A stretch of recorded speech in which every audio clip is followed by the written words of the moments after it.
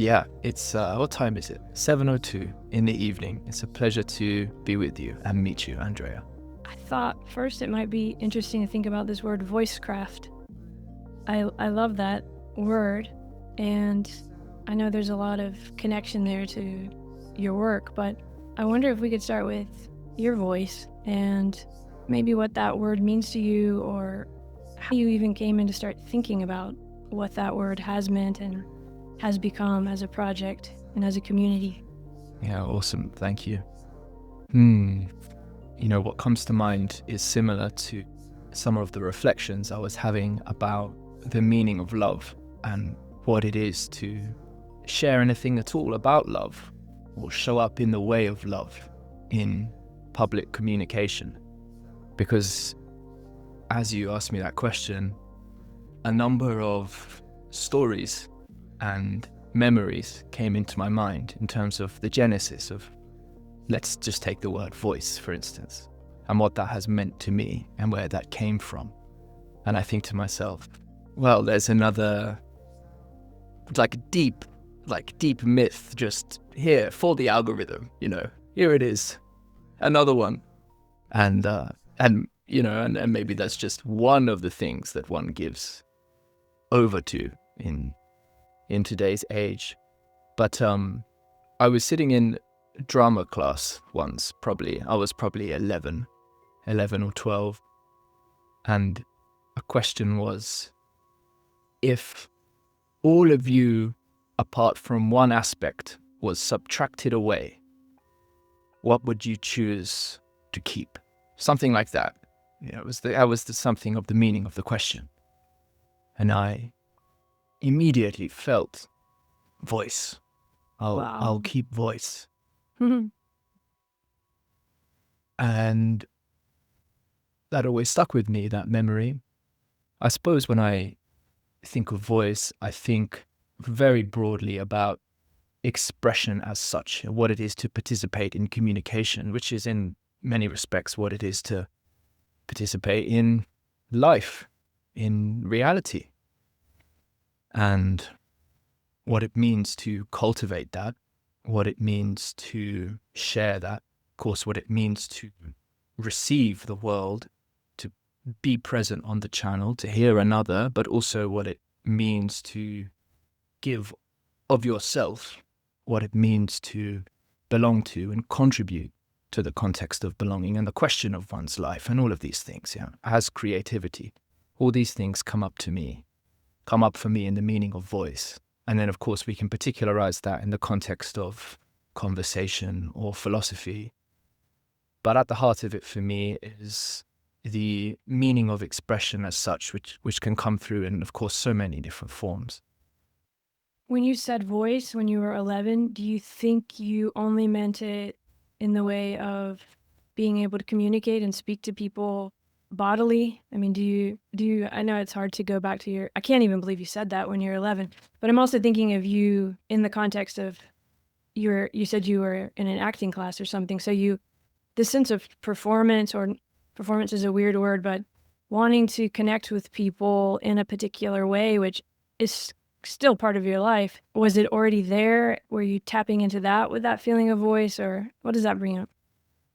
Yeah, but there's something about the meaning of presence and the affirmation of presence in the world. That was what was fundamentally there. And I suppose that's also wrapped up in terms of how I was relating to it then in the form of identity. If all else were to be stripped away, then my expressive capacity, in a sense, the dignity, the uniqueness of that, the self, the soul, whatever the me is, I'm here.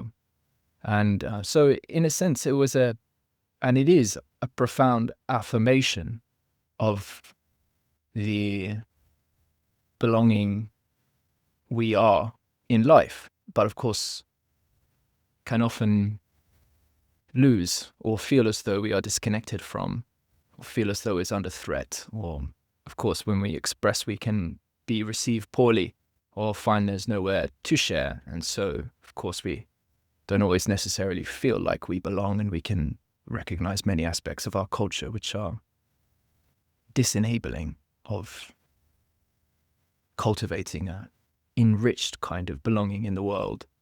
The performance piece, I'm very lucky in that for the first sort of 9 years of my life, I experienced a tremendous amount of love and felt through that as though I was worthy of being. And in a sense, that is, the aspiration toward becoming in life and the reality of becoming in life that education and maturation is, and growing up, all of that is, I felt empowered to be on that journey. And there's a sense in which there is a kind of performance in a bringing to form of that. So yeah,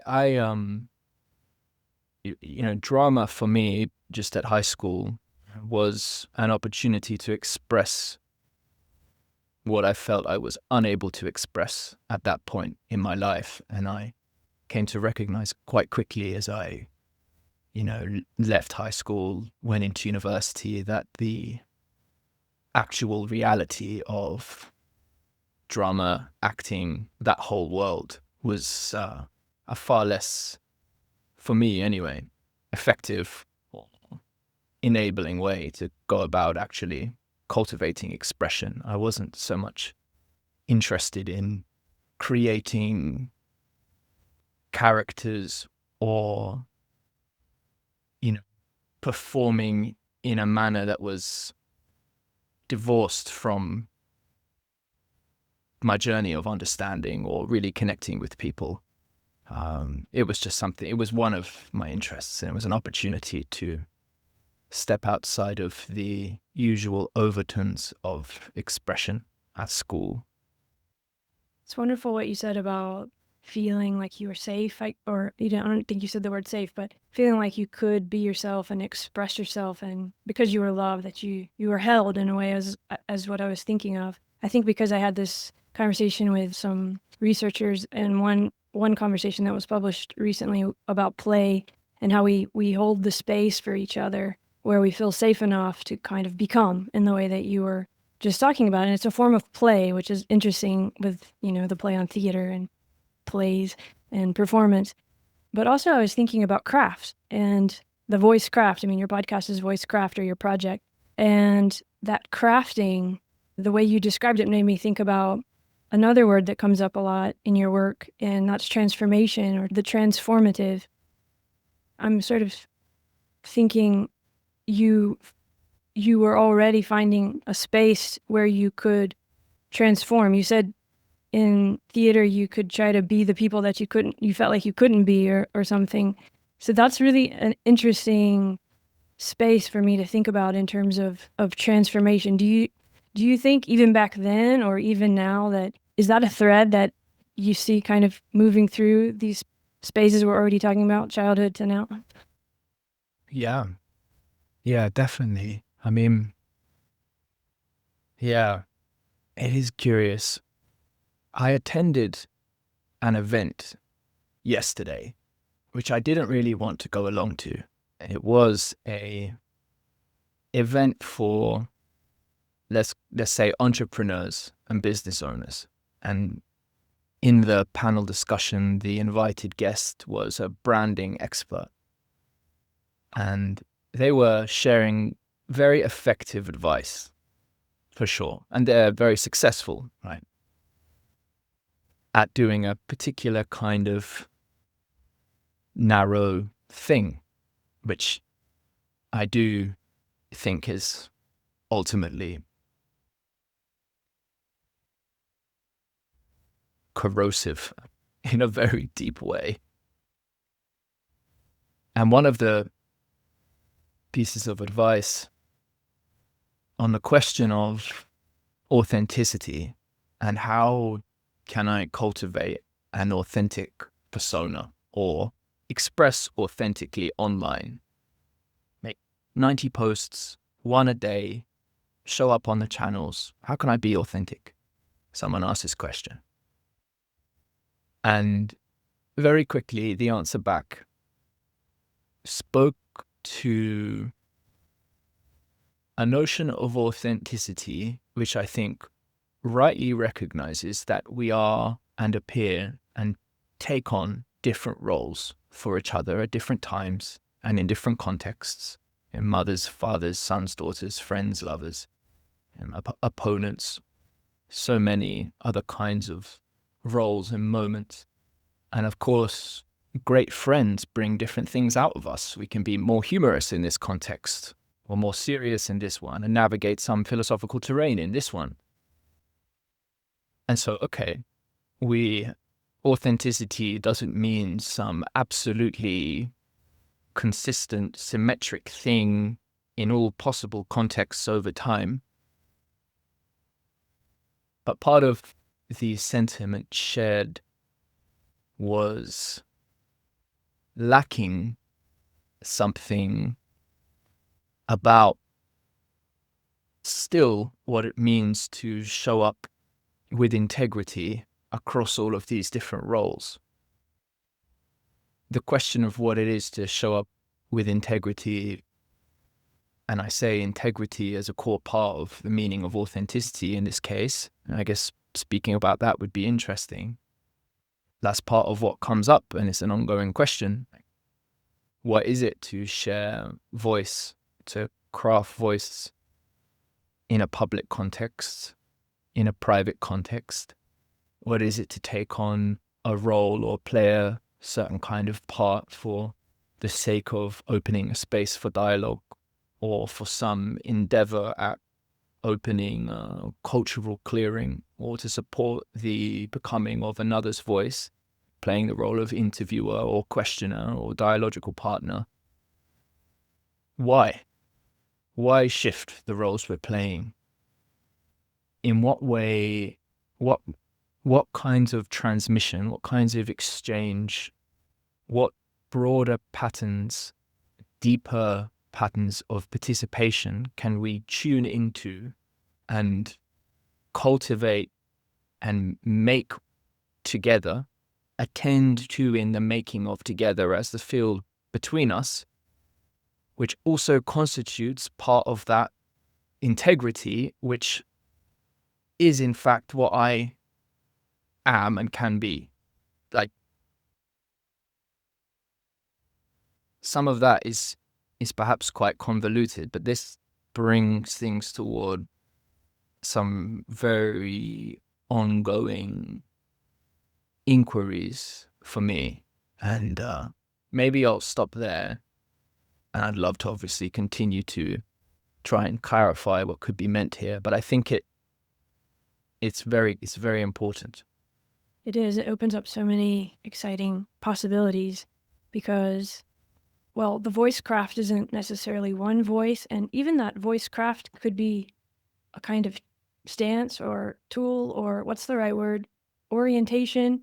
And and that could be manipulative or that could be, as you were saying, authentic. And we talk here often about how to hold contradictions or the way things are always contradictions, and you kind of have to hold the space around them rather than choose one or the other or something, or the idea of being and becoming, or needful freedom, where, as you were talking about the branding, for example, that's a very, very difficult, contradictory space to be in a way, in the way that we've been describing, where, as I was looking at your work, I mean, you say often that you don't say it like this, but I get the feeling you want to hold the space. And when you said that your early life started in love, I kind of got the feeling, oh, he wants to kind of hold the space for people to find their voice or make voices or create voices together, because it's a lot of dialogue.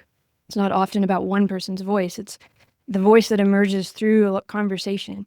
That's the kind of craft too in your work. That's interesting, right? That feels like there's so much integrity in that, in wanting to hold the space and help people become or just be, and also like create new voices that emerge when we come together. That's really exciting. And then, of course, you're also human and you're trying to survive, and like, you know, it's a business. And why does that feel like something I shouldn't say right now, like that we shouldn't talk about in the context of all that other stuff? Yeah, holding that together feels really rich and hard in this moment. Yeah, I mean, there's so much there. There's so much there. I already sense that there's so many conversations to unfold all of that. So I won't try too hard to respond to it all and just feel where is. First of all, thank you so much for sharing what you just shared. I feel that you are very genuine in the perception you are sharing of what you see in Voicecraft, and it's awesome to hear. There was a time I said at the end of a talk I gave once at a psychedelic festival. It was the second psychedelic philosophy talk I gave. And at the end of it, or at the end of my part, I said, I believe, something like the essence of integrity is sharing space, not holding space. Something like that. And I said those words in a flow of expression that was very much on the pulse of its own inquiry. This wasn't something I had formalized in that way before, but of course, what is at stake in that expression is an ongoing life project of relation. So, of course, the thoughts and all the rest of it are always flowing within me. And that was 3 years or so ago now, I think. And I said that, and in the process of saying that, invited a close friend and collaborator of mine, Cam, who's been on many of the podcasts, up, and he brought the event home and he spoke very beautifully. And I was quite emotional as I did it. I found the talk quite difficult in parts. I think I spent at least a few minutes in silence, and I edited some of that out of the video, but not all. You definitely get the sense of it. I just sat there really dwelling in a sense, there's a kind of performance of dwelling in the silence, but the silence is a lot more powerful than any performance of the silence I can give. You know what I mean? Like sometimes when you can't find the words and you are without words, there's no, you're kind of beyond performance at that point, you know? And that's all good. And it was deeply nourishing.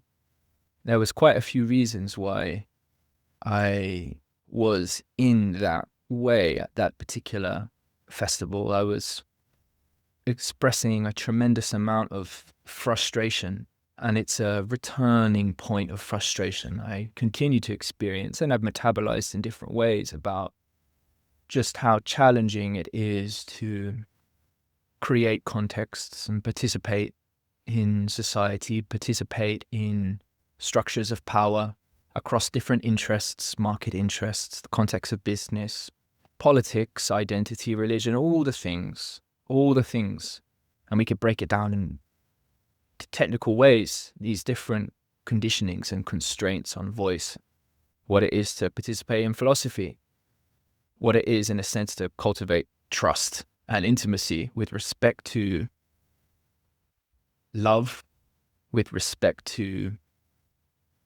building and co-navigating in a manner we might feel to be loving.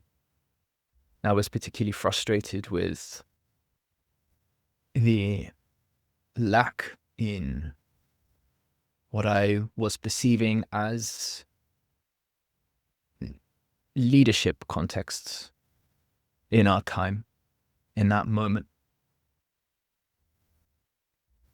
And I was also remarking about the difference between holding space and sharing space. And I certainly think holding space is something to aspire towards and cultivate the capacity to do. In a sense, in holding space, we are supporting the possibility for parts or aspects which may be in some kind of difference, some kind of potential discordance or chaotic relation with each other, perhaps within someone else, to have the space to find their connection and to maybe express in a way that meets another and could potentially be quite generative, but might, from the perspective of leadership, risk the membranes or openness to experience of some of the others who might be there in that space which is being held. And so having someone or people who are capable of holding space that can help to manage and condition and tone and shape some of that energy that's exchanged, we can say, okay, well, we want to get the ship from this island to that island. We can keep it on somewhat of an even keel in order to do so. And there's a place for that mode for sure. But then, well, what about the people who are holding that space, hey? Where are their limits? What are their boundaries? Just what are they permitting and what are they not, right? Are they gods? So it seems to me that belonging is a continually, at least in part, it's an evolving thing as well. And what is it to genuinely welcome the participation, which is making with and creating that and revivifying it and all of that. That has to involve sharing space, which involves something tremendously radical and is actually involves the kind of thing that, well, in effect, the great religions and great symbolic ordering structures of civilization are offering some answers to what the ultimate containing symbols or structures for mediating exchange ought to be. We know as well that we like to challenge some of those, or might not always feel that those are being kept as well as they should, or perhaps have not been formulated in a way that is capable of mediating aspects of evolution, including technology, for instance. And so, well, what is it to think our time and create in our time in a way that welcomes in some of those evolving aspects of reality? What is leadership in that context? Holding space is critical, but then also sharing space seems important too. And the risk involved there is tremendous. So I think a lot about those things. That's what I'll say in response. I love that you challenged this holding a bit, because that's a word I use a lot. And there's a lot of ways to think about holding. It can be embracing, it can be a more controlling kind of way. I'm holding the space, or I'm making this happen.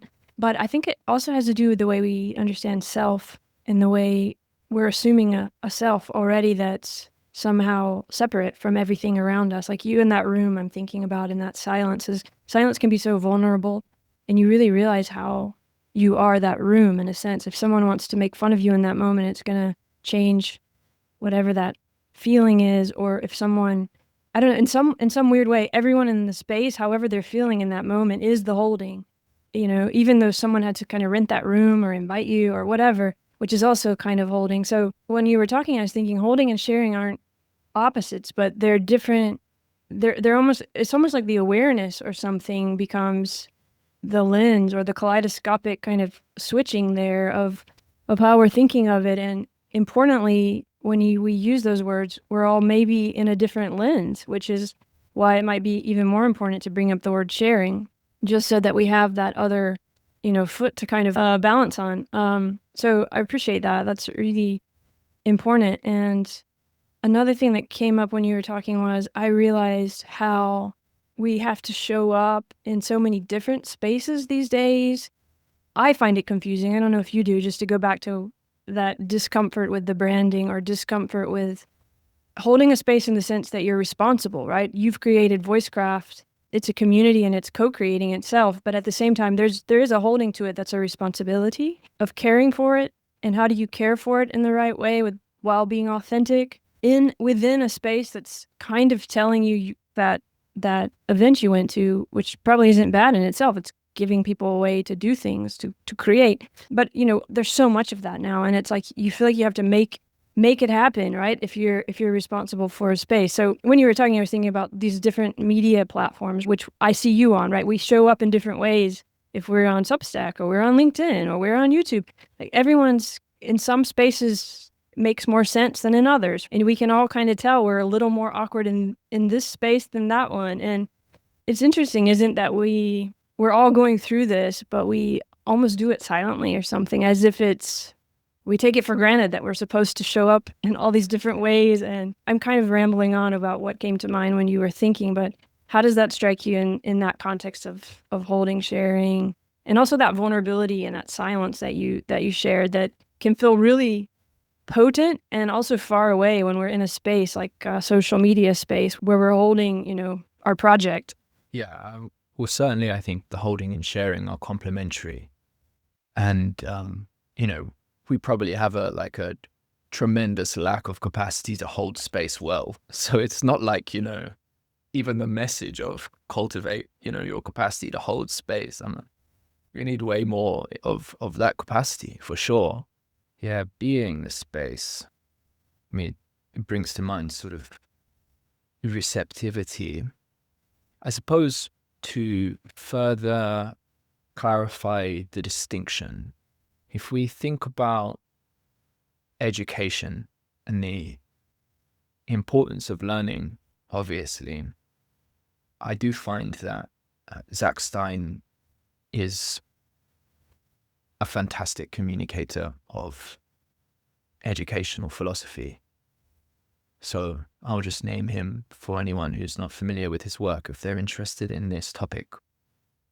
But in thinking about education, the teacher their teacher, if they are, in Zach's terms, have teacherly authority, in part it's because they actually have knowledge or skill set that is worth transmitting. And if I translate that to some of the language we've used in this conversation, and certainly I use in the context of belonging, then I think about the kinds of learning which can help us contribute to the context of belonging in which we participate in.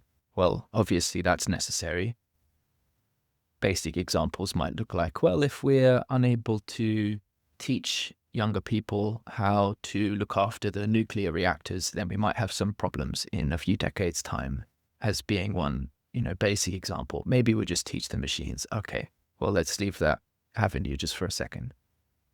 But then there's the education and the myth, but also the openness of being to support the orientation to transgress.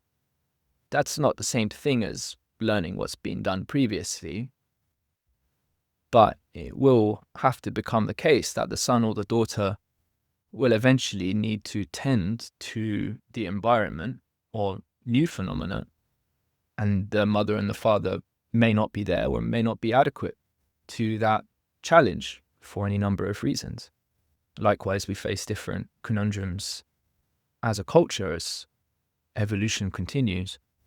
And so what is it to transgress the norm?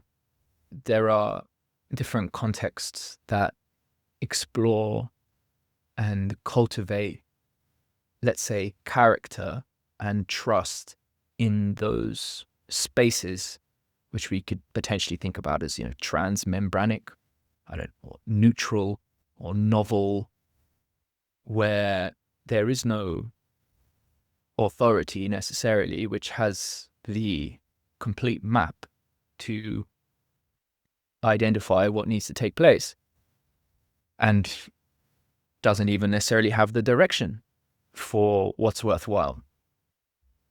It certainly doesn't have the keys to realizing the most beautiful possibilities. So partly you could sort of point to the domain and affectivity of things like the Tantra in that realm. This is not something that I am in any way a teacher of, but I know that in the East, this is essentially the kind of language that points to, in relation to sutra, it points to that sort of a particular imminent kind of transformational, unmapped activity beyond the established rule set of the society necessarily, or ordinary time for interaction. You think about also things like liminality, and as well, the deep, what it is to enter deep, creative, philosophical exchange, thinking about both being open to the sacred, but also to engage in the conceptual mediation with difference. These can be profoundly risky and unstabilizing and dissolutive activities, which are nevertheless necessary for a reintegration into a more whole or remade whole. I like thinking in terms of whole making, certainly a dynamic process rather than, we've finally figured it all out. That's not where I'm coming from. And so that's where the sharing is located. It's that mutual participation in an unmapped encounter, real contact with life. And I'm losing, well, maybe I'll just bring the expression to a close there. The business parts, and the importance of holding and all of that. And I don't want to, that's the thing, I don't want to downplay any of that. The reality is, in so many contexts I participate in, of course, I'm showing up in a in a mode that is very much taking responsibility for holding space. It's never held as a kind of front and center hold. It's never kind of like, it's just part of my, it's much more, I'd say, if I am well, and I would say this aspirationally, then it would animate from the axis of my being. And part of that, part of the endeavor is to cultivate the kind of relationships that can appreciate and perceive and are sensitive to and can support you when you yourself are limited. So it's not about including or hiding where my own limits might be, but in fact to share that I am navigating a particular kind of limit. And so invite, and not only invite, but sometimes call out for, and maybe you don't even have the words to call out for aid sometimes, but the field can be there and others can be there. So, it's just so unbelievably clear that we need each other, and so they're totally complementary, Yes, this autopoiesis, symbiosis, autonomy, bringing forth the world while the world brings you forth. It all has to do with what from what position we're looking at it, but it's all dynamic and ongoing, and we're always changing each other, and we're also always calibrating where those membranes are in a way. It's interesting, when you were just talking, I thought, oh, well, maybe there's a role for this disruption in that sense of jiggling the membrane, and by that I mean, you said you didn't really want to go to this event, and this branding event, and then there was this kind of, maybe I misunderstand, so that's why I bring it up. But I heard this kind of tone of, it's not really the kind of thing that turns you on, and yet you kind of went. It's almost like an obligation, which is an interesting energy to act out of. But I was, and that seems, oh, that's negative, and oh yeah, we have to do these things. But then maybe that's actually a kind of a disruption, because it is interesting to have to face that stuff and look at your own reaction to it and notice how the membrane is going to react. I don't know if that makes any sense, or if I'm actually putting something there that wasn't there when you said it, or how does that strike you? Yeah, I mean, it's very perceptive. It's, one thing which does come to mind is, obviously, I'm beginning to share parts or aspects of the context of my life. And, we, And I will respond, and we can continue to look through this particular setting to illuminate different patterns. For me, it's quite a minor instance, and there would be a lot of context to share to situate at a level of friendship why I was there and what I was doing. But I think you're, quite perceptive about it. Yeah, I did go out of a sense of obligation to show up with open energy despite having a pretty strong and evidenced, belief of what I was going to find as a vibe. Of course, not all the things I could possibly find in interaction with people, plenty of openness to possibility there. But of course, we do have limited time and energy, and there are other things we could be doing. I was there primarily, just like I would say all of the other people, because the subtext of that context is this place can help you make money. This place can help you make. That's actually the foundational reason for being here together. All of our language of community is subordinate to that. If we're a community, our common unity is that we want to make money. And how far that can be followed as an orientation to cultivate and enrich community is a totally different question. And I did, in fact, as I stood up at the end to ask a question once the event had ended, I wasn't chosen to ask a question, unfortunately. But as I was standing there, I was approached by a woman who, asked me who I was and what I was doing. I said, I'm a philosopher, and that's usually an invitation for people to open up, in ways they weren't expecting. And so she started speaking to me about her relation with Christianity and then her husband's work. And, we had a meaningful interaction. Who knows what will come of that? And so That's great. that is what it is. But the thing is, in lots of these contexts, and I guess I'll just share this to add an important dynamic that's really influential on our possibility to open space for deeper exchange and deeper relating with the patterns of our time and cultivating the kind of connections which want to also be part of an understanding process that can support us to build and create and interact in society and as and with nature in a way that is wiser than just following the ordinary patterns set out for us, which may not be as wise as we might hope. To do that does, of course, require energy and time and capacity and all of that.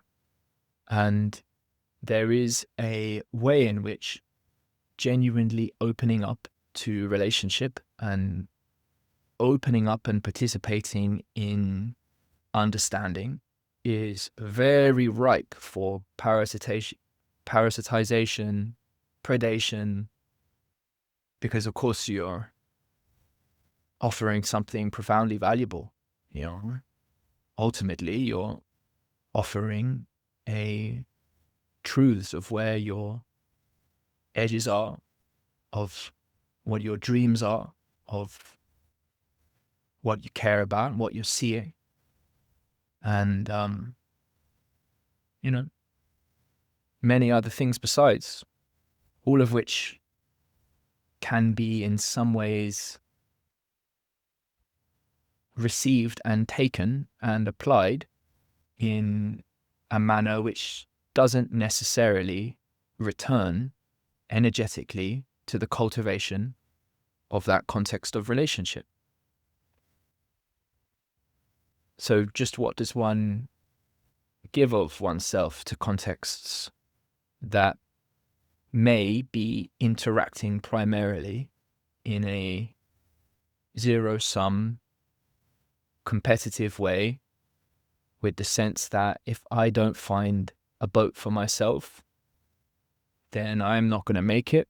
So I'm going to not worry so much if my activity of trying to make it pushes you down that little bit. Yeah, that's the dangerous sort of iteration that can happen because we are so porous, and the more we are around certain ideas, we do start to sort of take them on. I mean, that's just kind of what happens. So there's always this strange dance of trying to stay authentic, or having trust, and being in touch with the things we were talking about at the beginning. And then also that the way that you can sort of start iterating towards the competitive or whatever. But when you were talking about, there was like a lot of M's coming through. I mean, money, meaning, but also I think it was in maybe a recent video or something that we shared that you shared with me.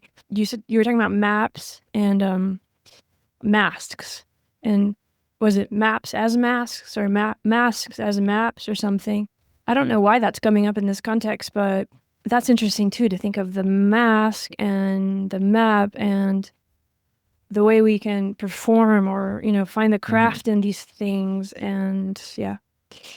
Yeah, that was awesome. Well, I shared that video with you. I mean, this is always, yeah, it's fun to revisit poetic expression, from several years ago. And so what I'm about to say is not coming from a place of formalized philosophy, but yeah, I mean, it is interesting, isn't it? I mean, the connection between masks and maps. One thing that comes to mind in the context of love, as we are here in the context of love and philosophy, is if I wear on my face, consciously and less consciously, you could think about makeup as an example of sort of the conscious modulation, right? But also, shaving and also the efforts we might put into our physical health and our expression and all the rest of it, even the sense of confidence one might want to project, and actually the adoption of confidence as such, in that moment where nervous energy or anxiety before going out on stage or taking on a task is the alchemical transformation of that into hey, well, this is it. Like, this is life. This is an opportunity that can be alchemized into energy, a certain acceptance in it. And so to take that on then, to affirm the occasion, to one could see that as the necessity of putting on a mask, and you can think about it in terms of personas and the necessity of how the psyche presents itself as at that public persona level.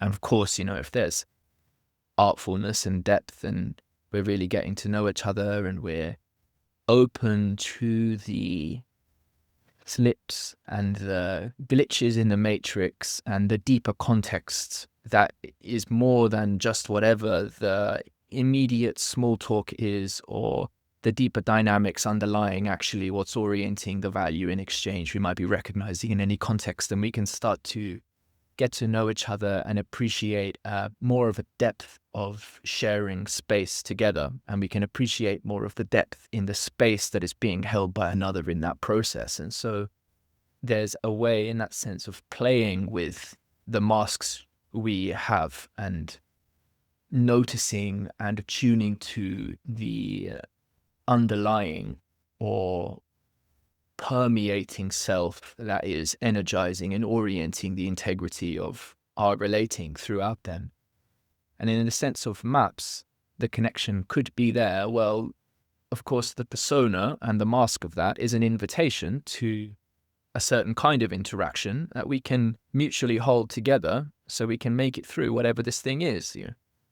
A transaction, a cashier, and entering Not that I've entered any ballrooms recently, but maybe you meet the person who's opening the door for you, and I tip my hat to you. Do you know what I mean? And in we go, right, with a wink, right?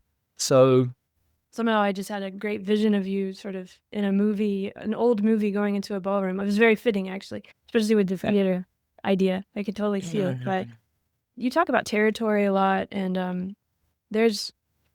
well, it's funny. I wanted to ask you about love, relative to your work, because, and you sort of said something really interesting about, before this conversation in an email, about how you notice that you don't really talk about love directly or in the foreground, I think might have been how you put it. And yet you had this wonderful way of saying it's kind of like the cookie or something that, if you found it, it would sort of unlock everything, even though it's not spoken. And I find that really interesting. Also, this word value, I wanted to ask you about, because almost I'm exaggerating probably, but it comes up. It's not that you talk about it directly. It feels also like a bit of a cookie in the background, but the word itself does come in every now and then in a conversation. Or maybe I just heard it. I don't know, but I feel like it seems important. So those two things are on my mind. yeah, yeah. Over the years, I might also have used the word quality a lot more than value.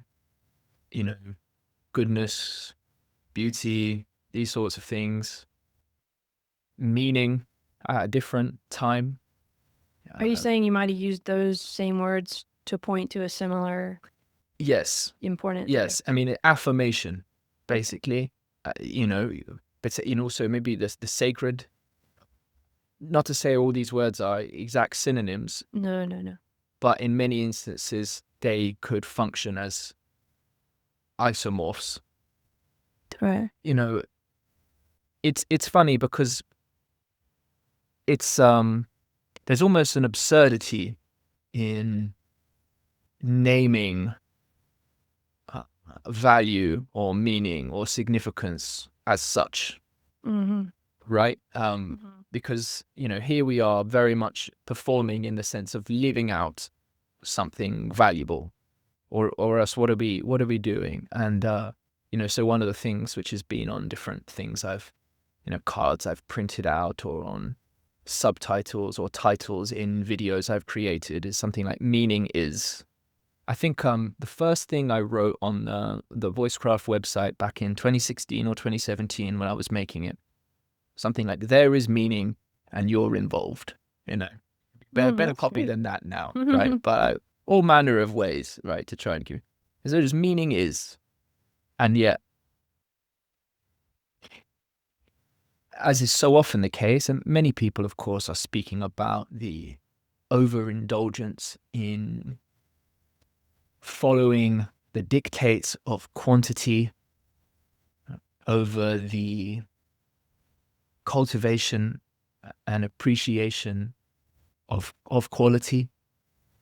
Tyson Yunkaporta, who's an indigenous thinker who's based in Melbourne, he makes a nice distinction here. Many others have similar distinctions between increase and growth. Growth is more to do with quantity and scale. Increase is to do with the quality of connections within a context. So in that sense, enriching rather than just seeking to stack quantities of that which in principle could be converted to wealth, all the while we may have been neglecting or maybe hollowing out the actual quality and relational integrity, which is the deeper enabler, maker of wealth, right? So, yeah, oftentimes, so let's take love, and especially in the context of sharing publicly, what is more affectively, inducing of affectivity than love, spirituality, ultimacy, the sacred, significance, oh, someone's speaking on that. Yeah, someone's speaking on that. Well, if you feel, or for whatever reason, sense, rightly or accurately or not, that someone is saying something about that's interesting, well, you'd be really interested. Like, if love is in question, then by definition, you are probably profoundly interested. And I mean that in the sense of imminently in one's life, not just as a point of discourse, but if the question of love is in the air, if the question of love, if love as a possibility, as a reality, as a living necessity, like as part of what is connecting us, is in question, then you're going to be pretty affectively engaged. And by necessity, somewhat open. How could one engage in the question, the living, the cultivation of love in a way that was entirely closed? Right? Just totally dispassionately. Okay, maybe there's unconscious process going on, but, well, that's unconscious process. And either it's so uninteresting, you're going to completely tune out and you're no longer engaging whenever that channel of communication is, or you're still there attending to it and you're just sort of that bit more split from yourself. But why are you attending to it? It's because you really care about it. It's just you're dissociating about why that is. Why am I doing anything at all? I want to, I cannot not be in relationship with love and the cultivation of its momentary forms in the world. For me, I think about love ultimately in terms of loving transformation, again, as a dynamic. And I find the word very powerful because it seems to enable that sense of both holding and letting go. Forrest Landry, who's a philosopher who's he's been on the podcast many times, and I appreciate him very much. He has an expression that is, love is that which enables choice. And, before I met Forrest and started reading his work, he actually created the world's first weed vaporizer. And some of my mates bought it. Sorry, what is a from weed vaporizer? Oh, like a vaporizer. Oh, like a vape. Oh, okay. Yeah. Yeah, just put the herb in there. And he made that. And I think that was released in like 2009, 2010, the Magic Flight Lightbox. I feel like He that's the natural inscribed. state walking around New York these days, or many a city. Right. This feels like a vaporizer. But anyway, Yeah. that's great. I didn't know that. Probably not just vapor, probably a whole bunch of other things, all manner of fumes. Yeah. And so anyway, and there's something that comes through in that phrase, which is very important, which is similar to these other dynamics I'm sharing. There's a certain an affirmation of openness to potentiality that is beyond one's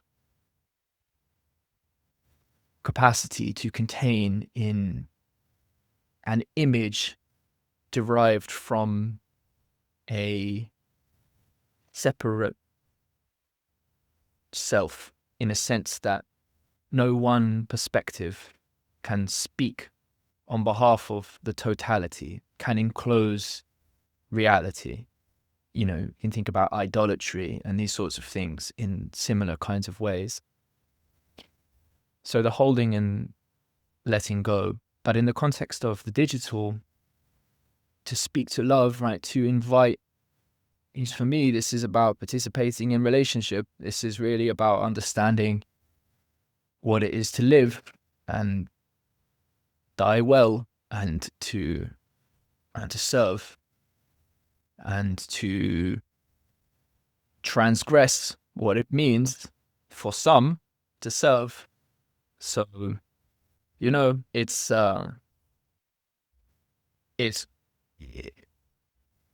it's an openness to relation and possibility that, in a sense, is not demanding anything, and on the other hand, it cannot but make a call to everything. And I've just always been and continue to be unbelievably skeptical about the way that some people who pronounce on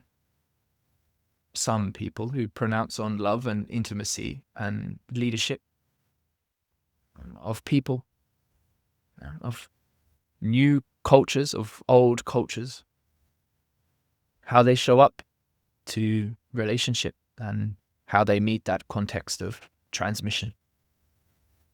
And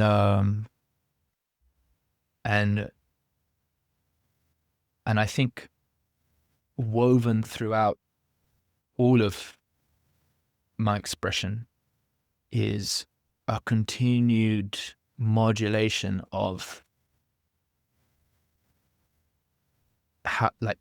proximity, in the sense of, well,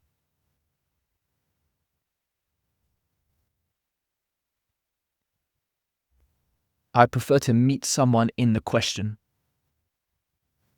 and to participate in the mutual cultivation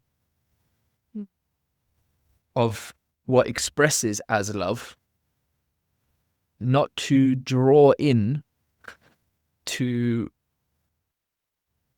the center my expression of love. Right? Like Yeah, I think caring I'm starting to get about a that little bit, intimacy. Yeah. Are you more comfortable in these liminal edge work becoming sort of spaces, do you think? Does that feel more your not in your natural state, but when you're saying that, I wonder about who you're skeptical of or what the skepticalness is. Here's what it felt like when you were talking, that there's a kind of pulling back and creating the identity and like sort of assuming some kind of self or brand. I don't know these words we've been talking about, but this kind of way in which we all have roles, but are you skeptical when someone starts to believe their own role or something and they don't go into that liminal, edgeworky, risky, conversational space? Or Yeah. No, I really appreciate what you're saying. I felt and I feel that I can't answer a clear yes to that, just because it's so important that the aspect of me which does really care about formalization without putting that on a pedestal and actually like really it is not leading, is nevertheless so important that I feel more comfortable meeting a response to that liminally. Let's say, am I more comfortable in those spaces? I mean, or trust them more, or I don't know if it's comfort. Yes. When it comes to so super interesting here. So in like a lot of this conversation has already been that, but this in particular is feels very risky.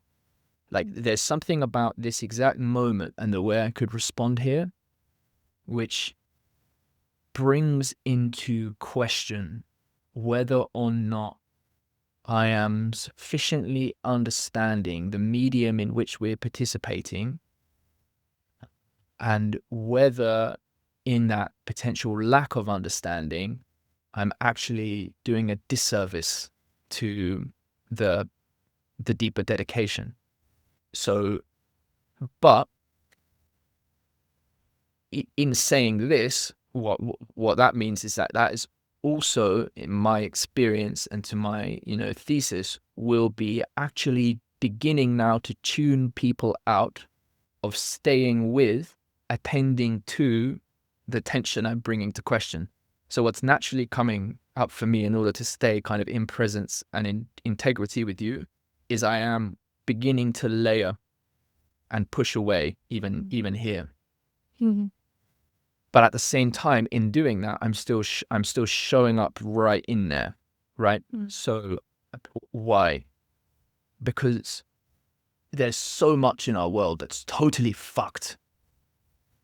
Like, it's totally fucked in terms of the integrity of voice and and there are people who take different strategic responses to that as a conundrum. And I watched, Andor, which I enjoyed. I always liked Star Wars as a kid. Anyway, in season 1, I believe, one of the main characters, what was his name? Luthen. He shared that his sacrifice, he was the predominant protagonist leader of the nascent rebel intelligence resistance against the Empire. And his primary sacrifice, as he named it, was that he had accepted that his role was to use the tools of the enemy. He was involved, obviously, in assassinating people, and if he was concerned that there might be a leak in his intelligence network, he would do whatever was necessary to plug that leak. And there's something about that engaging the tools of the enemy that's very interesting. Part of that tool set in our context seems to be using words and truth in quotation marks to just get what you want, to get the short-term outcome that you want, according to the strategy you might have. Or maybe if you're more of a chaos agent who's not necessarily got much strategy going on, then whatever the immediacy is that you want to orient the other towards. Gary Stevenson, sort of a left-wing economist, makes this reflection about the financial elites he was often in participation with. They were really just showing up they would say whatever to get what they want, and they weren't really attached to the truth value, the integrity of their words. And so to tie this in,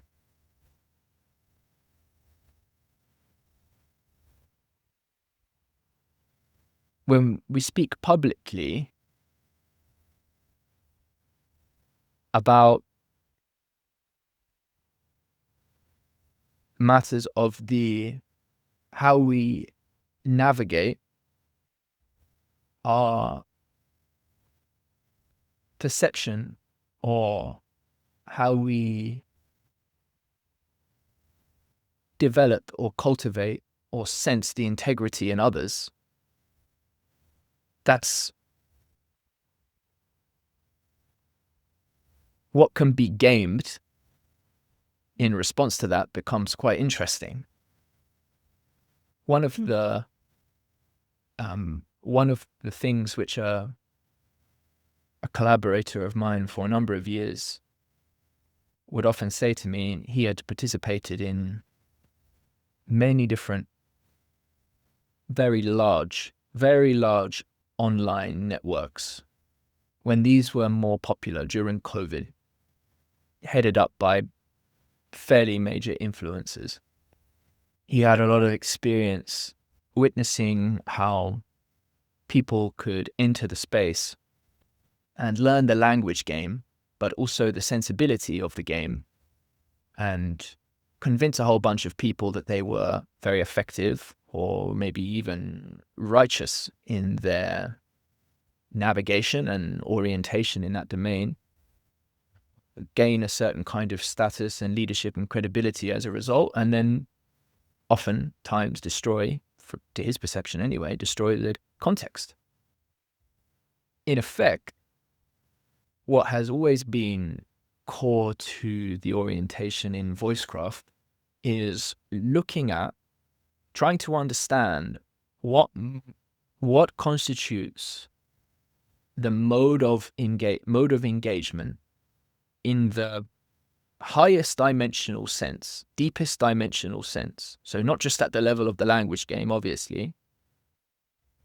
What constitutes that mode of engagement which can protect the integrity of communication when we are in a space that is not, in fact, held, and that almost by its very nature, to the degree it's attractive or interesting or engaging or in any way, attentionally attractive for various kinds of people, is going to attract people who might be interested in that for its power and its possibility and its proximity to whatever else. And so what is it to engage then with sociopathic, psychopathic impulse, people who might otherwise be just a little bit more twisted in their own self-relation to love and how that shows up in their actions, or something like this. That could be worded, that last part could be worded way, way, way better, technically. And so it's a wild conundrum, because I mean, there's so many things which we could say are at the heart of Voicecraft in that regard. But one of the calls to, hey, attend to this problem space, and I often talk about this with O.G. Rose, and he speaks about this, he's an unbelievable philosopher, O.G. Rose. Speak about, pluralism and the challenge of speaking and engaging with the other in that context. And, this doesn't have to be, and isn't primarily, a matter of highfalutin philosophy, but in so many countries in the West, in the world today, we have an unsettled diversity of culture, identity, often with different perceptions at one level of what is perceived as most valuable or most necessary for them. But how do you mediate that? How do you relate in context where, there is real question and disagreement and tension and maybe lack of language, all these types of things? I'm kind of giving an example here in a concrete sense, which hopefully is, way more down to earth if we imagine like what potentiates violence between peoples or classes or ethnicities or identity groups before it takes to the streets in the motion of violence itself, where there might still be openness for conversation, or when there is enough energy spent that we can pull back a bit, and when does that moment come to then re-engage and with some openness to cultivating relation? Yeah, that also points to this dynamic unknown of real encounter. And what is it to cultivate trust in that context? What is it to build genuine intimacy in that context? What is it to lead well? What is it to have genuinely the humility to follow as well? those are sort of given two, so like one extreme over here and then the other extreme over here. And I'll stop there. I could say I've said a lot there. I'd want to say a Yeah, lot more to continue to orbit around what this is, I'm having a computational kind of explosion of possible threads that I want to, I mean, there's so much in there. Let me just say a few things that I remember, because a lot of things are coming up.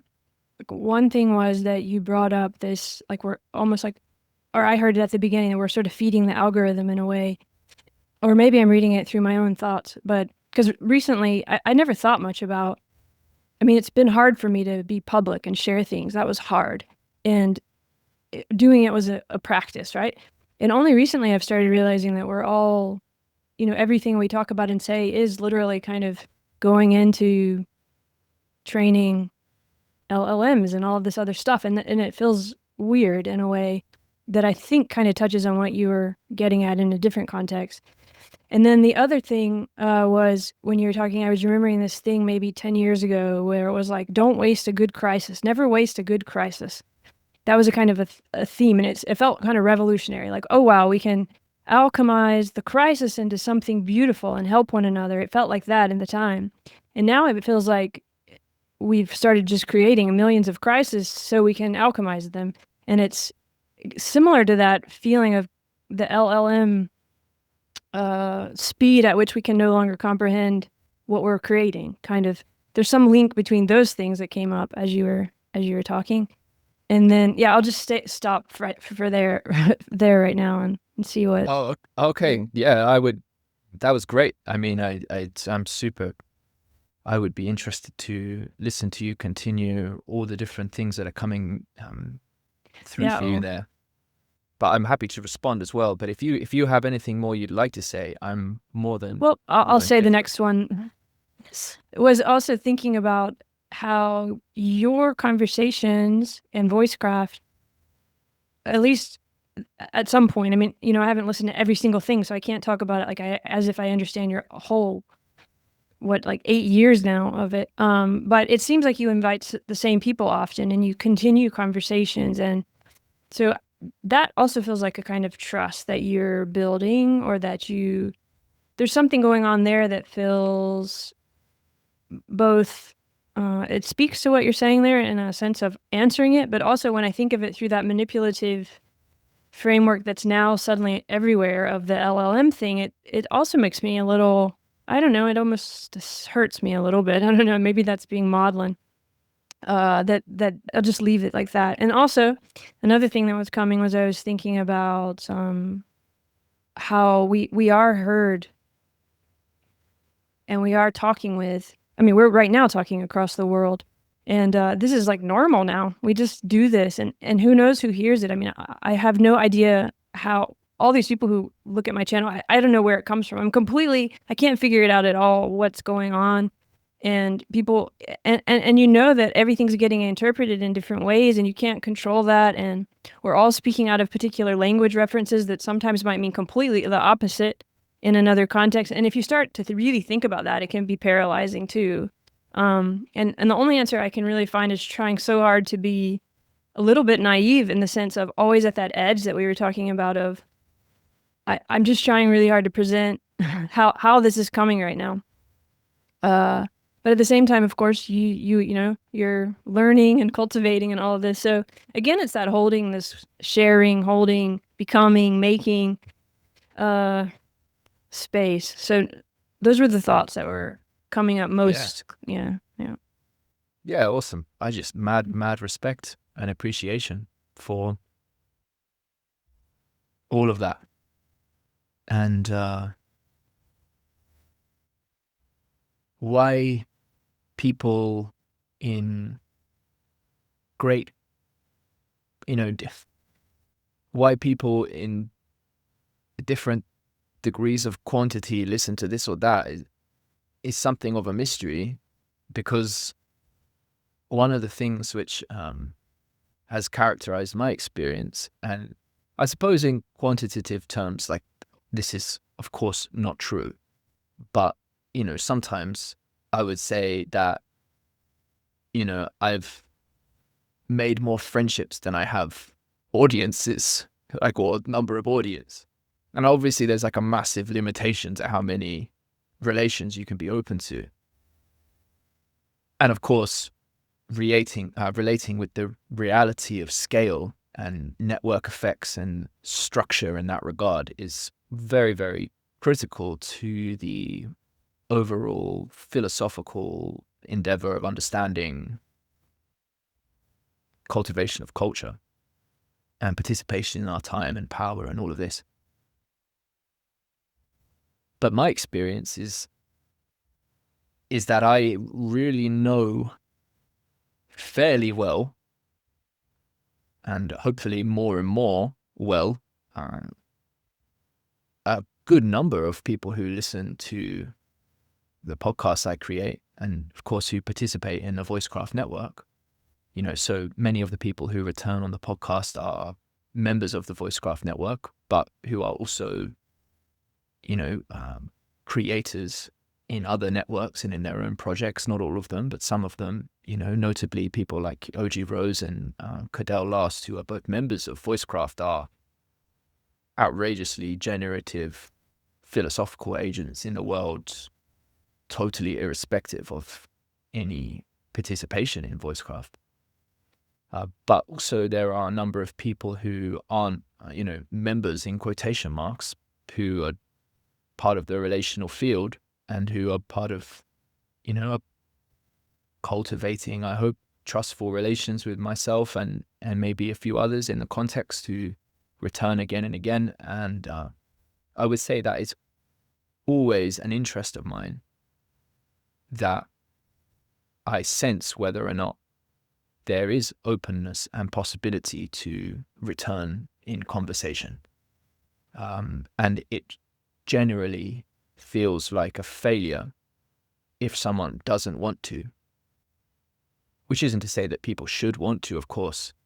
But if someone doesn't want to speak to you again, well, that's obviously that's very interesting. I'm not saying it is a failure in and of itself, but for part of what Voicecraft is, it has been wanting to hold open the possibility to deepen and participate in and to clarify understanding and be in response to changes in the world, and really does hold to the knowing that we need each other.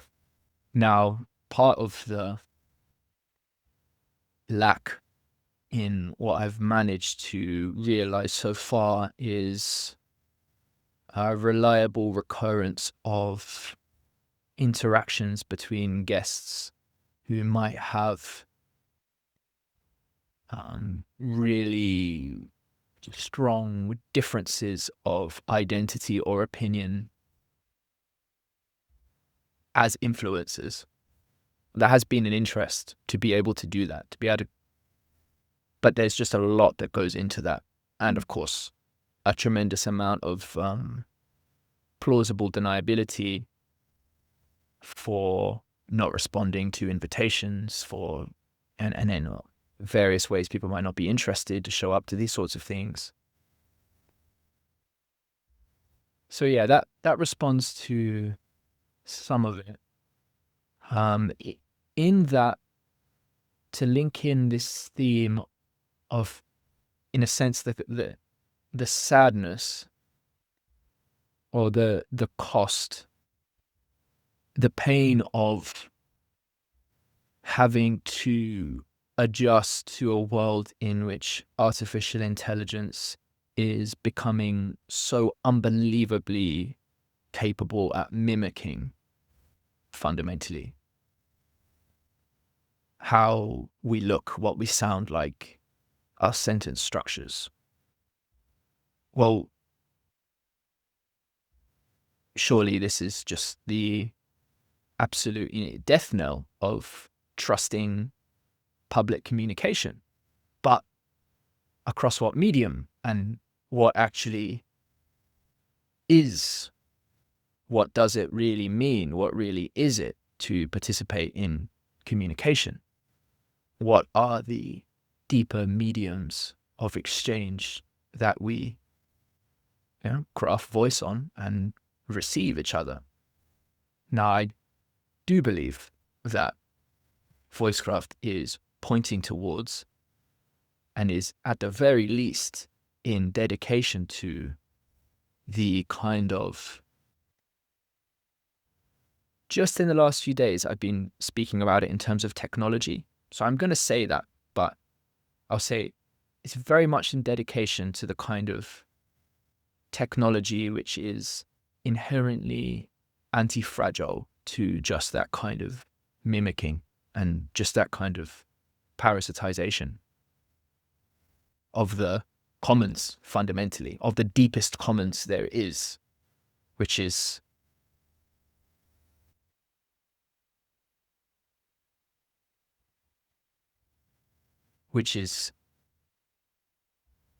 the impression that other self and other make in the second person field of relationality as such.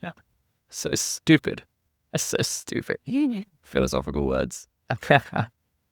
um, yeah, you could specify at different levels of analysis,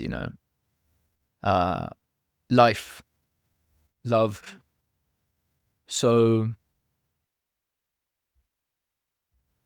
yeah, what is that technology? What is that inherent capacity? We might want to point to it with language like, I would say that it's an inherent, I would say that it's an inherent lineage gift of humanity, in a sense, like part of what constitutes, an essential aspect of what constitutes our capacity to remake and tend to the integrity of the commons and communication as such, is a lineage birthright as manifest in the dignity of all of us. But it is in continued need of cultivation, and is itself part, it seems, from my perspective, part of an evolving change process. And so the question as regards the mediation and strengthening and recovery and innovation and, technical development of what it means to protect the potential for trust is remains, an open question, and also a technical question, for sure, like by definition. It's not just technology. It's some of those other elements I was naming in relation to the technical skill of, let's say, craft, have to do with there is an impossibility of naming. There's an impossibility of naming creativity as such. And in effect, we can all only show it in the endeavors which are also in a sense kind of unknown to ourselves. And then we can kind of turn around and go, or witness and go, oh, that was quite beautiful. That was creative, or I felt you really moved something in me in there, or that question really afforded me an incredible opportunity. That unlocked some free energy. The free energy, as I think, really interesting to think about in relation here. But anyway, I could go on and continue to try and clarify there, but there's, I don't believe that artificial intelligence, as we're presently seeing it manifest, can stand in for what is most sacred in life. But I also think, by and large, we are really struggling as a culture to step forward with the sustained courage and coherence of effort to nourish the conditions of possibility and the spaces for actually cultivating our capacity to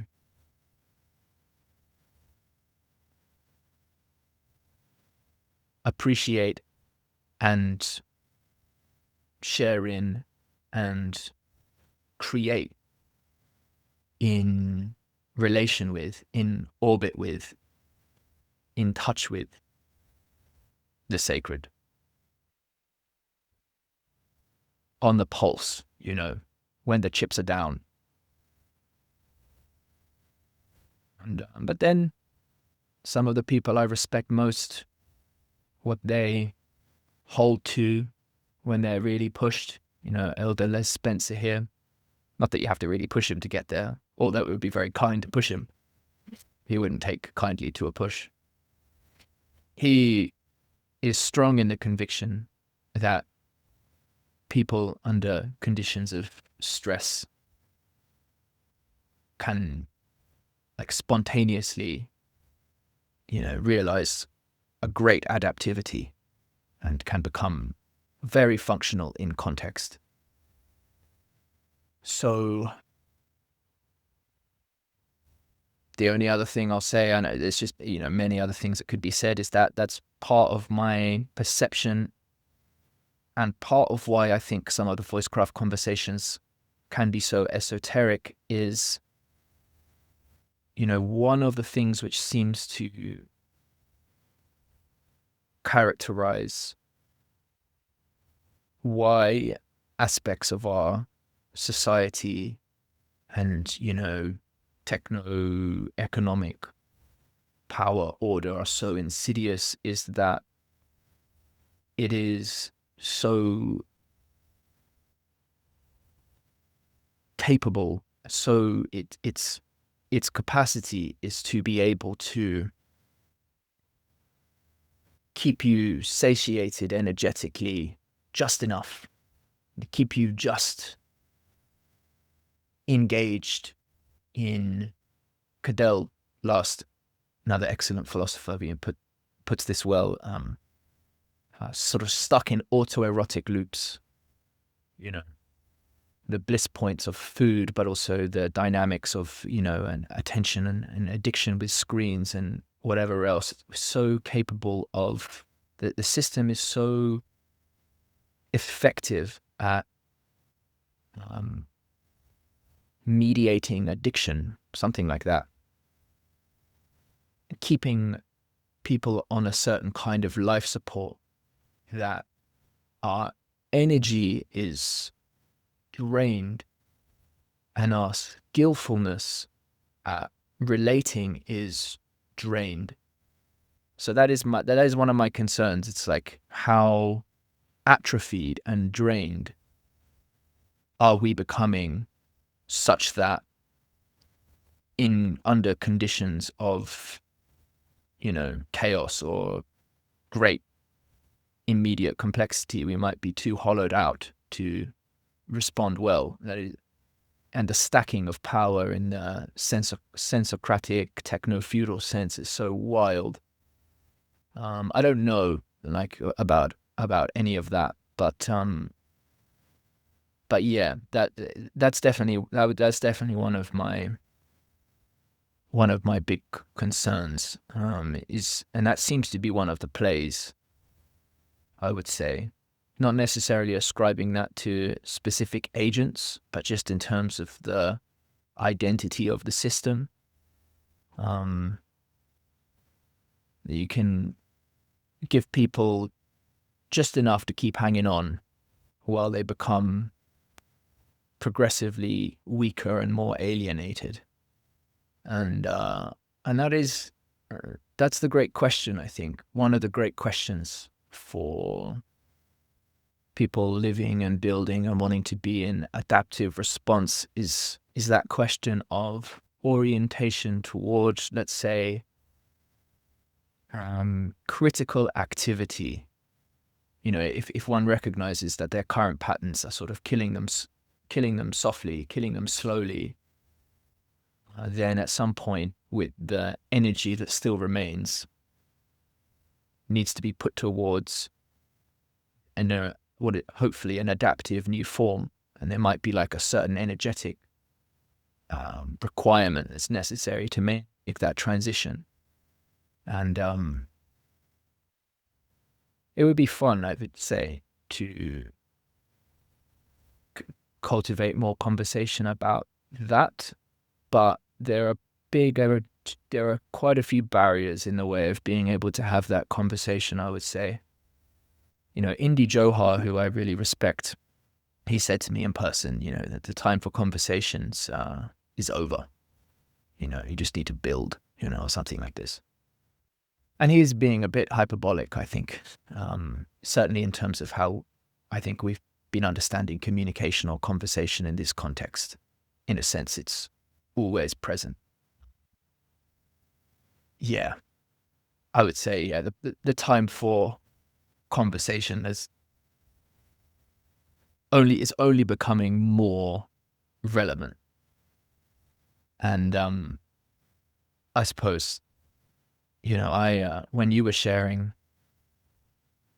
your orientation and, your maybe wonder, but also I think there was a sense of gratitude in there, and also a sense of responsibility in how your conversations have been received. That just made me very happy. I felt very happy in receiving that, and I was just feeling like, yeah, you're a legend. Well done. That was my orientation, because there's no, I've heard how you've shared in relation to what you've perceived in my work and my efforts, and yeah, it's very,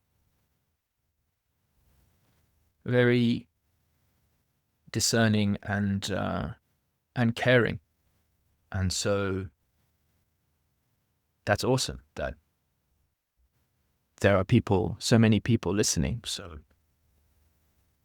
yeah, mad respect for that.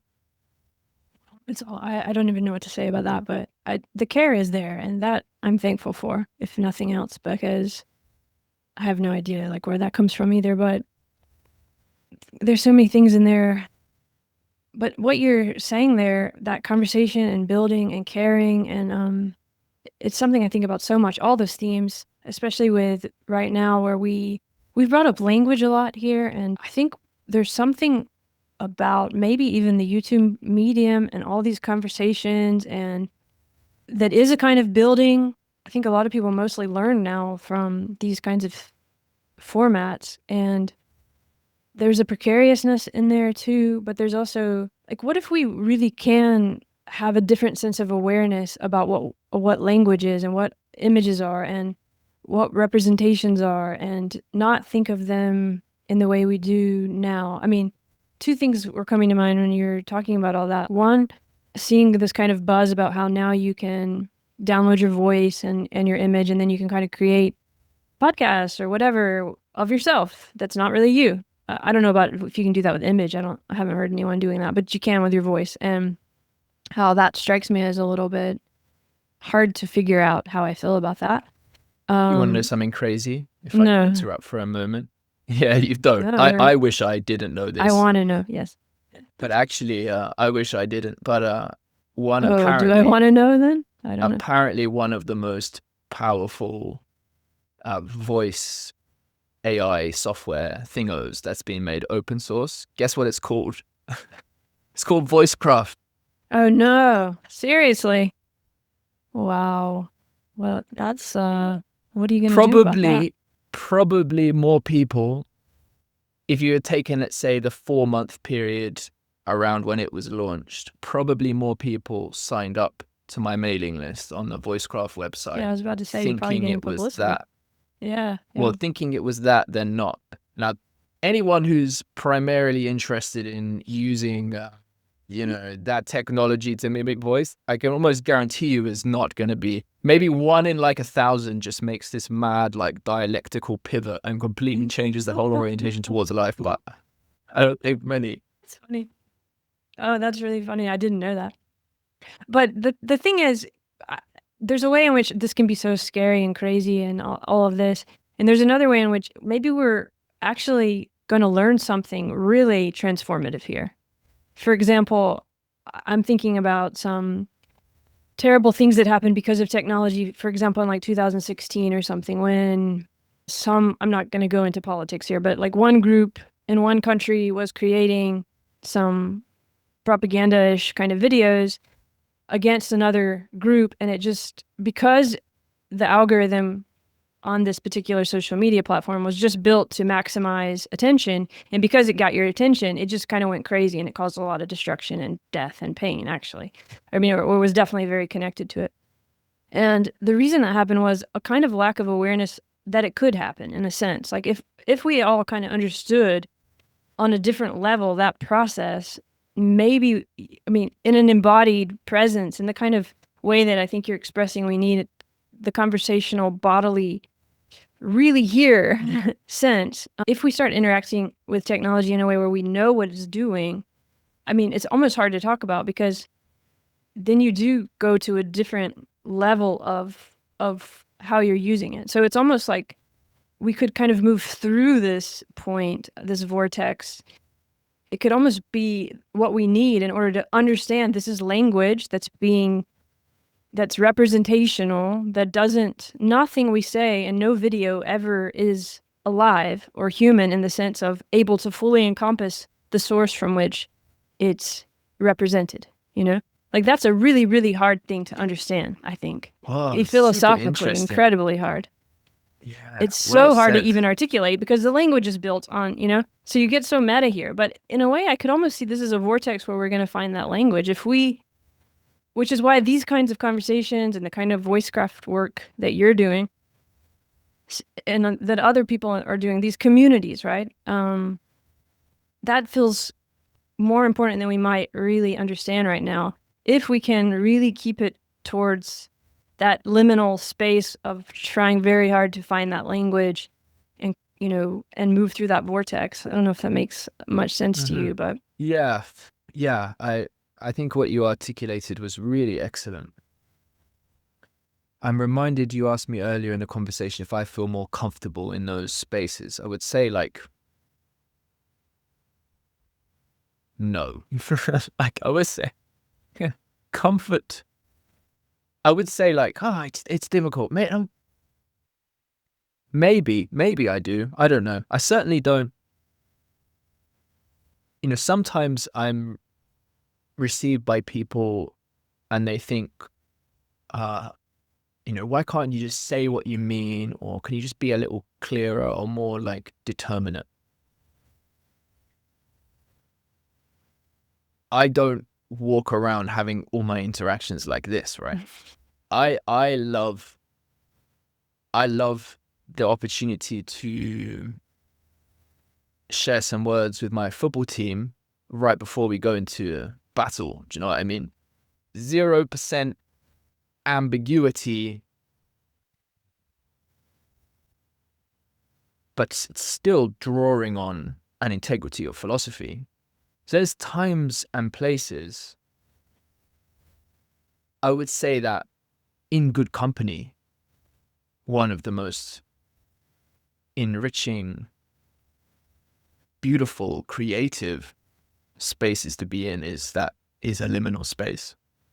But it's continually sourcing from something that's actually deeply rooted.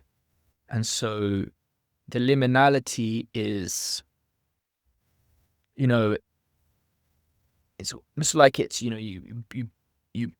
move it and you breathe it through. you're being present to it. It's almost as if you're trying to get out of it or something. It's not that you're just floating around in a passive liminal space, There's a kind of tension that you're embracing that's keeping you present there. Yeah, exactly. I don't relate to my own capacity or interest in the liminal in a perverted way. I don't think I have a perverted relation with the liminal. That's good to hear. Yeah, but got to be real careful that you can actually say something like that when you go and say something like that. Doubtless I'm twisted up somewhere in and among it all. But on that regard, no, because it's actually the way to, there is no joy from relating with the liminal if one isn't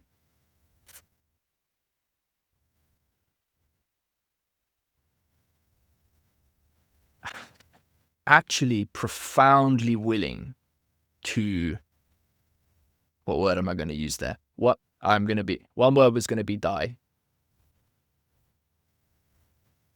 But another way to voice that is to just be, is to stand for something, is to stand for something and commit one's skin in the game. And the generativity of relationship, real generativity of relationship, requires that genuine skin in the game risk. And so it's awesome to get to know people who you are both engaged in, let's say, liminal conversations with in the real way, because you are cultivating a sense of what the other person is really for, even in the context of navigating questions for which no one has the answer of, let's say, what exactly to do or how history will unfold. So that would be, you could look at that as one of the paradoxes in a sense. And so therefore it's often the misperceptions around things being too liminal or not straight and clear and concrete enough come from very challenging, very difficult to presence contradictions and sort of dissociations in our relation between our thinking process and our feeling process, or our minds and our hearts, and our capacity to see that in others. So, oh, it's just all the mind. You're just up there with mind. Where are you rooted or grounded? Where are you coming from? Well, there would be a million ways to language in any particular sense, just in what ways our projections might be misperceiving someone with respect to that.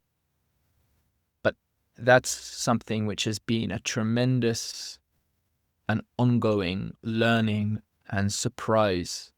Began as a surprise for me and has become something I've become a lot more used to, was the way in which, like, really knowing how I can be received with real care and trust in speaking from the heart, let's say, by some who I then cultivate relations over years with in that spirit, and then others who can be so strong in their authority of naming, you're not speaking from your heart, or you're not connected with your heart right now, right? There's something very, very interesting about that when that happens. And I've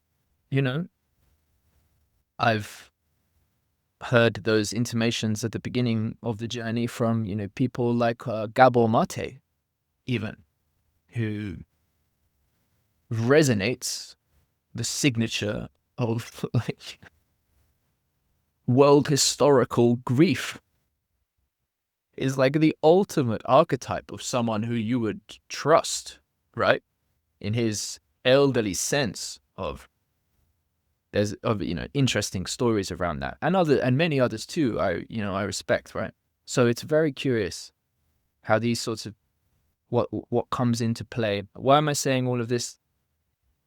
In part is just what's coming up, but also there's a thread back in to respond to the really excellent articulation you gave of how technology with the capacity to mimic so remarkably that it's kind of like highest quality mimicry on tap could be enabling of the reflection that it is not just the what that is said, and not even just the how that it performs or the way that is performing, but actually the inside out as it participates in the relational field, presencing and bringing to voice the transmutation of perception into expression as a generative relational activity, that in that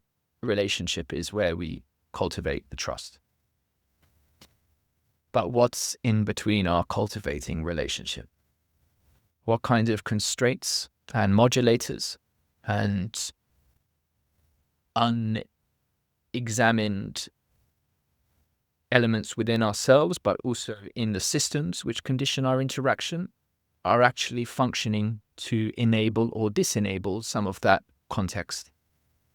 Part of what is going on there are often dynamics of the kind of like systemic, like mediation, social systemic mediation of status and authority and power as kind of habituated momentums of various institutions and roles, some of which are valuable and in need of taking very seriously and protecting in a sense, but often also laced with dynamics which are deeply disenabling of the actual cultivation of the commons of relationship and conversation that we might actually be wanting to develop as a culture. And so practical questions which come out of that are, if I'm invited onto a stage or to someone's house or onto a platform, or I attend some event like one the other day, where there's part of me which is like, look, if what we're interested in here maybe is the cultivation of real wealth, the kind of wealth that will support, our building and our tending to the gardens that our children could meet and play in together and learn in together with each other, and their children could over the decades to come, then I think there might be a few things, fundamental things, which are being neglected in the very orientation toward gathering people that you are evidencing here in your event. Yeah. I disagree foundationally with what you're doing. How well comes that, right? Okay. Well, even if there's a sense that that might be present, and even if there's a sense that that might resonate from some aspects of soul or knowing we might have about what constitutes the fabric of our belonging together in nature as beings, then that seems to be felt like my sense is that that is terrifying to some kinds of authority at different phases of the maturation process to be charitable, and they don't want any of that. So what are you going to do? How are you going to treat that situation? Many things to say about that. Obviously, that's been an ongoing relation. So I'll stop there. But that point about the technology, yeah, I think I kind of responded to that. I think that's a super interesting idea. I think that is a very optimistic take on it.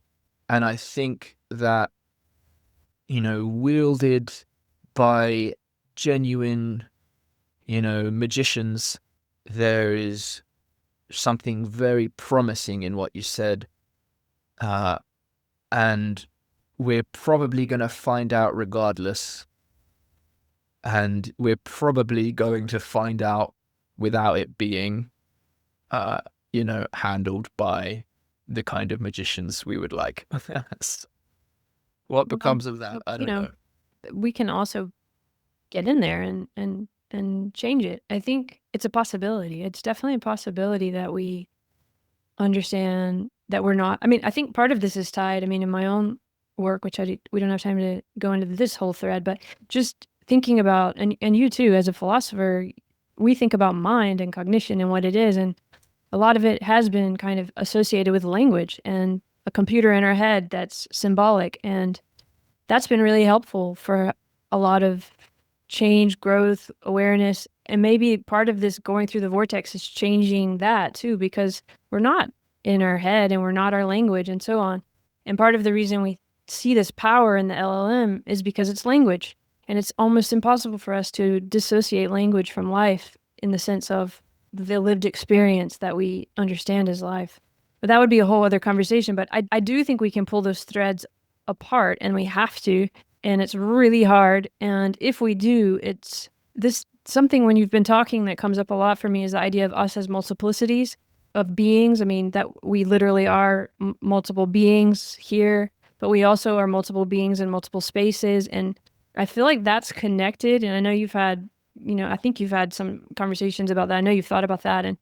And that's part of all this too. And that's part of being able to maybe find the flexibility to, shift this, dance this in a different direction. And another thing that's come up, just to kind of start to wind this conversation down for now, is in your conversations and today too, well, before I say this, first I want to say thank you for some of the gifts you gave me where you just said really beautiful things. And I'm not sure I accepted it with like exactly the right grace because I find it hard to know how to accept those, but I really do accept them and I feel them and thank you. But now I want to say in your work, when I listen to your conversations, I don't know how to put it into language, but there feels like, especially because you do with more than one person, that sense of what you talked about is the silence in the beginning story or the vulnerable space of not being beyond words, just to relate this to language. That feels really important to me.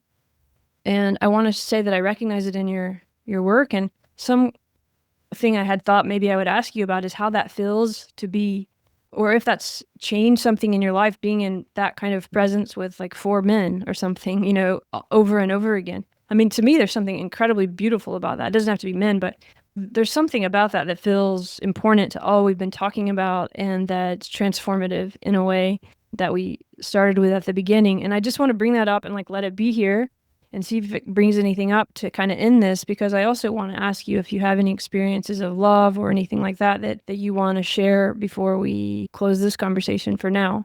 Those are the things on my mind. So you can take it wherever you want with that. But Yeah, wow. Awesome. Thank you, Andrea. That's really beautiful.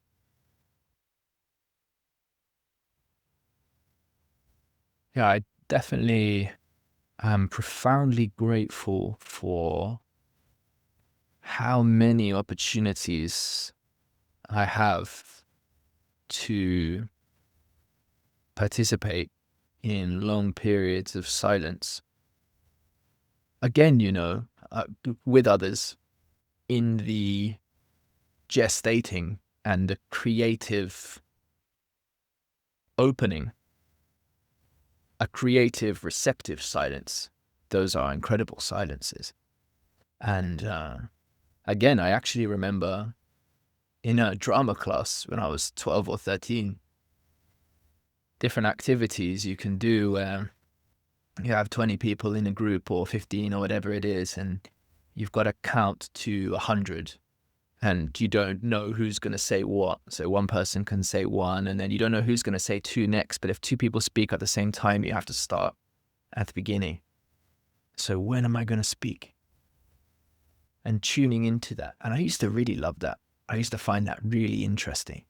I never used to think about that, why I found it interesting.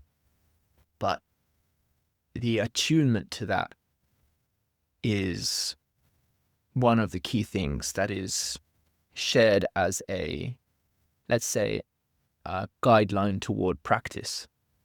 And again, often in the Voicecraft context, I usually downplay the practice element in favor of the praxis with an X, like that skin in the game, real thing, because that's I was gonna ask whatever. you about But praxis, actually. Yeah. yeah, and look, I mean, there are a few people who regularly participate in the Voicecraft context, and if they listen to this, I'm going to include their names, and I'll often make this joke. I'm going to continue to make it until it really becomes not funny, probably at different times. But both Kyle Lawrence and again Cam Duffy are both like, if you were having one of those games where it was like not games, but you really went into the silence to see who was going to speak, they just might never talk. Do you know what I mean? So like, I'm surrounded by people who like really let the silence speak, and then I'm somewhere in the middle, right? Which is like, I'm holding the space a little bit here. We are here to engage a little bit after all. I might step in there and invite something out. And that's crucial too, is that there are lots of people who step into the space, and more people, I would say, who are too afraid or who might not feel worthy or something to step into the space. We could have a whole conversation about that, just the various resistances people feel. It's very interesting because maybe we do. Maybe we feel the strongest resistance to stepping into contexts where we actually will be met well. That's almost more terrifying. Is to actually be received well. But Exactly. That speaks to what I was just trying to express to you too, that it, like when someone tells you something that is a compliment or expresses yeah, care, sometimes it can be hard to absolutely. be there. Well, we're all very attuned to our own lack, particularly the people you most want to know, I would say, which is the other paradox, But yeah, even when I said that to you, and it was like a couple times in this conversation where I felt like, well, part of the invitation is here, is love and philosophy. So the invitation is for me, in a sense, to risk a little bit. I don't usually, my experience in general, podcasting, particularly appearing on other podcasts, is often quite negative, only in the sense that I know my disposition is to give quite a lot of myself and recognize that what I'm giving can be received in many different ways, and that is part of the process. And in instances where the question is how complementary or what, in that sense of appreciation, I am to share to another, and in that context of love. And we should rightly be skeptical of people. You've got phrases like love bombing, right? This type of thing, where people are using praise and love in quotation marks as a tool of manipulation, consciously or less consciously. And, deepening and clarifying that is a core angle into some of what I was trying to communicate earlier around So why important. Yeah. love is somewhat backgrounded in many of the conversations,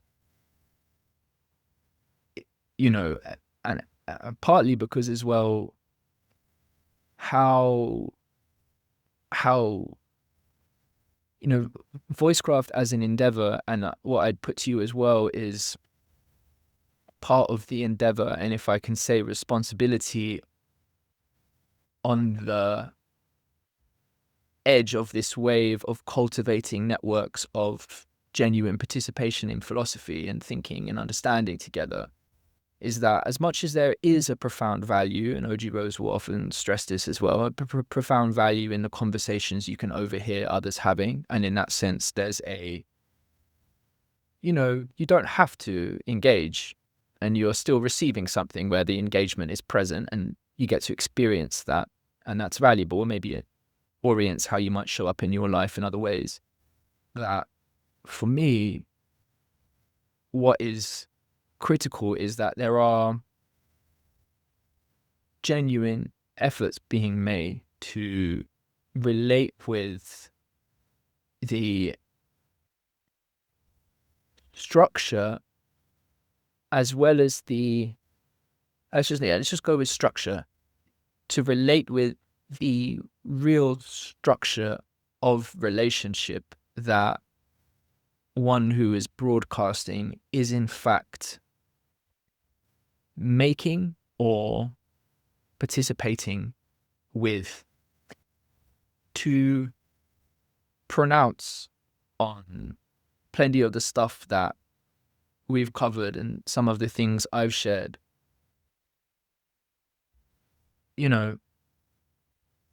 Well, how are you showing up in the context of really building relationships and building structures to support those relationships in life? There's a place for broadcast, but the paradigm beyond that, like how to move beyond the trappings of the zero-sum attentionalism, personal branding, creators and consumers as weaponizing people's identities into blocks of passive metabolizers of garbage and active tools of culture war. Moving beyond that into actual participation, it's just different ball game, different ball game. And it's just not that. I am much more interested in the people who I can actually be in conversation with than I am in the, how interesting can your thinking be if you're not really engaging in conversation? That's the thing. It's like there's been a lot of fantastic thinkers, There's some real big dogs who have got a lot of valuable things to say. We can be living in conversation with each other now. That's where the real intrigue and possibility is, to really engage with each other. So what supports that?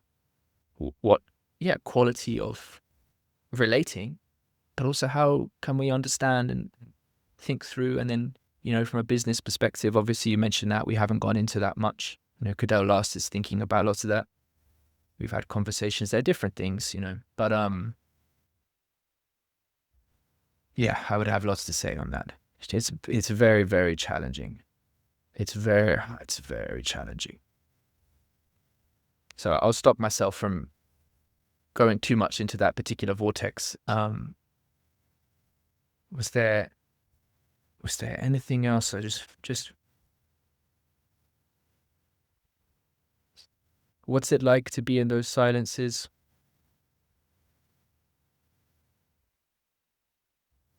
Yeah, I mean, it's awesome. And when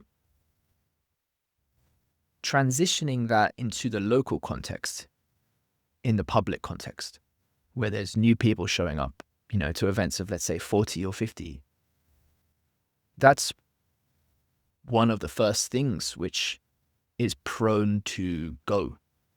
And that's an interesting thing, to begin that process over and over without making it performative. Again, many, many different things I could say there. I'm hosting an event for a different organization where I'm going to actively go in with the orientation to do less of that, with less of that invitation to silence, partly because of the different authorship authority I'll have in that context, because of the necessity of kind of mediating the sort of expectations for what constitutes, normative, appropriate social behavior.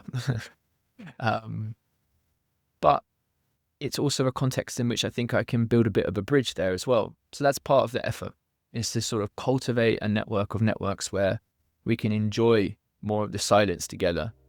Well, I was just only going to say, just in closing, that I'm, if you're open to it, just really looking forward to you being one of the people who over the years is a returning voice in the Voicecraft context. It would be an absolute honor, and you've got so much to contribute to conversation. That's absolutely clear. So I'm really enthusiastic about that. Yeah, me too. I think we just started the conversation, so it's exciting to see where it goes. I'm glad that we somehow our orbits came into a similar constellation. It's always kind of wonderful when that happens. I reached out to you just for the record to show. I don't know. Yeah. I think you reached out to me because I'd commented or something on one of your posts. So it's this dialectic. Anyway, thank you so much, Andrea. Hey, there'd be so many things but they would all be openings to more conversation. I don't have any messages for people. I hope that those who have listened to this feel it was valuable. Thanks for listening, everybody. Thanks for making it all the way to the end. And thanks also for your support. I really just want to take a minute to thank you, the people who do support this. I really, really, really want to thank you. And I just want you to know I really, really appreciate you. And for anyone else who might want to support it, it would be great if you join the Substack. It's $57 a year, or the YouTube, which is like $12 a year. There's join buttons in both those places, or you can just give. There are links where you can just give whatever you might want to give, or you can just sign up for the newsletter. That's also helpful. Really, it really is helpful. I would really appreciate it, and thanks a lot just for listening. And now for the Mary Cavendish poem called Of Many Worlds in This World. Just like as in a nest of boxes round, degrees of sizes in each box are found, so in this world may many others be, thinner and less still by degree. Although they are not subject to our sense, a world may be no bigger than 2 pence. Nature is curious, and such works may shape, which our dull senses easily escape. For creatures, small as atoms, may there be, if every one a creature's figure bear. If atoms 4 a world can make, then see what several worlds might in an earring be. For millions of those atoms may be in the head of one small little single pin, and if thus small, then ladies may well wear a world of worlds as pendants in each ear.